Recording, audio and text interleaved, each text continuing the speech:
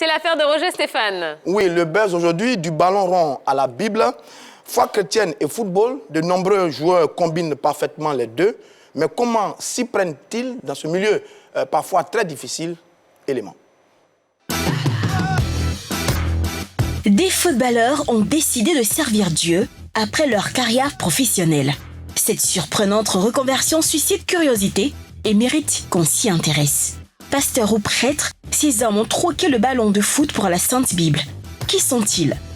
L'ex-international nigérian Taribo West, qui avait avoué avoir eu recours à des pratiques occultes durant sa carrière de footballeur, a tout abandonné pour emprunter le chemin du Christ.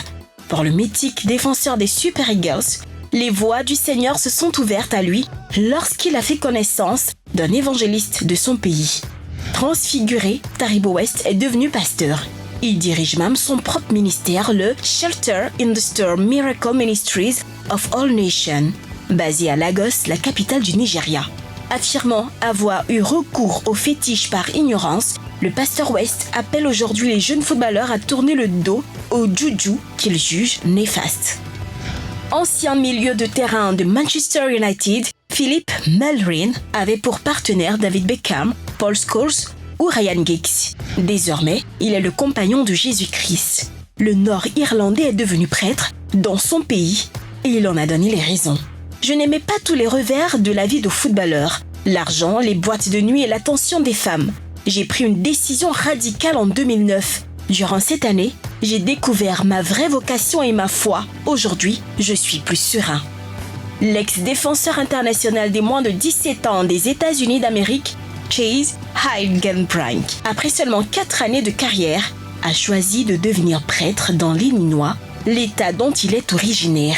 Pareil destin pour Gavin Peacock, ancien sociétaire de Newcastle et Chelsea entre autres dans les années 90, désormais pasteur au Canada. Un autre Africain, ex-footballeur professionnel, est très actif à l'église depuis qu'il a raccroché les crampons et quitté les stades. Il s'agit du Congolais Oscar Ewolo. Passé par Lorient, Brest et Laval, en Ligue 1 et Ligue 2 française, il prêchait déjà alors qu'il était encore en activité. Pasteur fondateur des centres chrétiens Christ Refuge pour tous, depuis 2008, il sème la bonne parole et tente de ramener les brebis égarées sur le droit chemin avec son épouse Audrey. Du football à la Bible, certains footballeurs ont suivi cette trajectoire. En ce lundi de Pâques, c'est ce qui fait le buzz dans la grande team. Et oui, en ce lundi de Pâques, c'est un petit peu la thématique qu'on aura à développer tout au long de l'émission, la foi et le fait d'être footballeur. Alors, justement, du ballon à la Bible, on a quand même pas mal d'exemples de footballeurs qui sont devenus pasteurs. Il y en a beaucoup, finalement. Il y en a beaucoup dans l'histoire du monde et du ballon. Et c'est pas incompatible. Il n'y a pas de barrière, en fait. Quand on a quand même des stéréotypes quant au mode de vie des footballeurs. On les pense tous fêtards, et tout ce qui va avec, tout ce qu'on sait, ou tout ce qu'on pense savoir du moins sur les footballeurs. Alors le fait qu'ils reviennent comme ça à la religion, c'est un petit peu étonnant. Étonnant, mais pas impossible. Il n'y a pas de barrière. Le ministère pastoral répond à un appel divin. C'est Dieu qui appelle. Et vous avez des exemples en dehors même du football. Genèse 12, vous avez l'appel d'Abraham, qui était un homme riche sur cette terre, que Dieu appelle à le servir. En Exode chapitre 2, vous avez l'appel de Moïse, qui était prince en Égypte, que Dieu appelle à le servir. Et en Actes chapitre 9, vous avez l'apôtre Paul, qui était un pourfendeur de l'Église, que Dieu appelle. Donc, il n'y a pas de barrière, il n'y a pas d'incompatibilité. C'est Dieu qui décide, il vous donne la vocation, il vous appelle, vous le servez. Donc, il peut appeler une chanteuse comme vous, un journaliste comme moi et un footballeur. Il n'y a vraiment pas de barrière en la matière. Donc l'appel est divin. Quand il sonne, il a sonné, personne ne peut résister.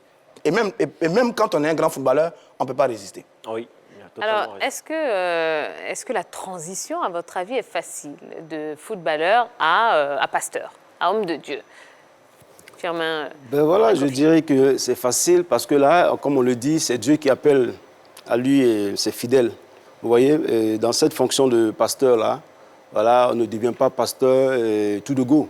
Voilà, c'est des cours de théologie qu'on prend. Et puis après, avant d'abord, il y a Dieu qui t'appelle à lui, comme on le dit. Et partant de là, déjà, les choses se dessinent facilement.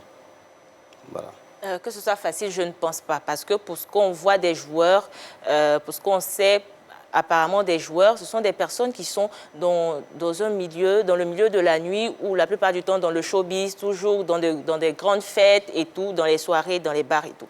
Donc pour moi, c'est pas facile pour ces joueurs-là. Sauf qu'il n'y a pas un casting type pour être appelé de Dieu. Dieu Absolument. appelle tout le monde. Donc je pense que là, la messe est dite. Il y a un de mes tontons qui s'appelle tonton Valentin, qui était un grand joueur avant. Il jouait où? Ouais, bon, au quartier avec nous. Ah, d'accord. Il était un grand joueur. Hein. Mais il est devenu homme de Dieu. Bon, je sais pas si ça va bien chez lui. Hein. Je suis allé là-bas la dernière fois, il m'a donné un peu de billets. Hein.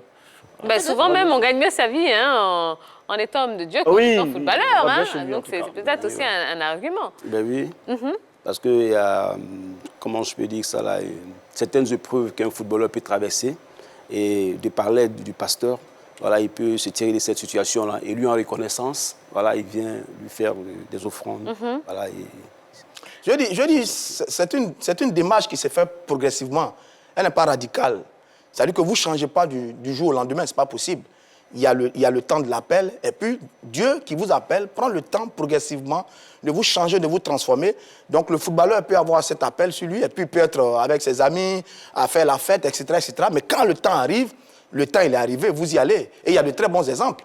Taribo West, le joueur du Nigeria, il a été un joueur comme tout le monde. Mais quand le temps est arrivé, il est allé servir le Christ, et il le fait en ce moment. Et l'exemple qu'on a vu, Oscar Ewolo, qui a participé à la montée de Lorient en Ligue 1, Oui. Depuis qu'il était footballeur, tous les journalistes l'appelaient le pasteur de la Ligue 1 parce qu'il se faisait remarquer dans ses prières, etc., etc. Donc je dis, ça vient. Et quand ça vient, vous ne résistez pas. Vous êtes Messi, vous êtes Ronaldo, le jour où le Seigneur vous prend, il vous a pris. Hein? Et on peut vraiment combiner les deux. Amen. Alors, certaines mauvaises langues pensent que c'est une façon de gagner de l'argent après la carrière. Est-ce que vous êtes d'accord avec ces affirmations-là? Si ces joueurs-là voulaient gagner de l'argent, je ne pense pas que ce soit dans le corps pastoral qu'ils aient gagné plus d'argent qu'en étant footballeur. Parce que être pasteur, c'est être le médecin, mais spirituel. Parce qu'on a des médecins qui s'occupent du bien-être physique, mais les pasteurs sont des médecins qui s'occupent de notre bien-être spirituel. Donc, je ne pense pas que ces joueurs-là quittent la sphère du football avec tout ce qui accompagne ça, le business, l'argent, pour aller, en tant que pasteur, avoir plus d'argent. Pour moi, c'est pas ça. Être pasteur, c'est pas quand avoir ils plus quittent, c'est quand ils prennent leur retraite.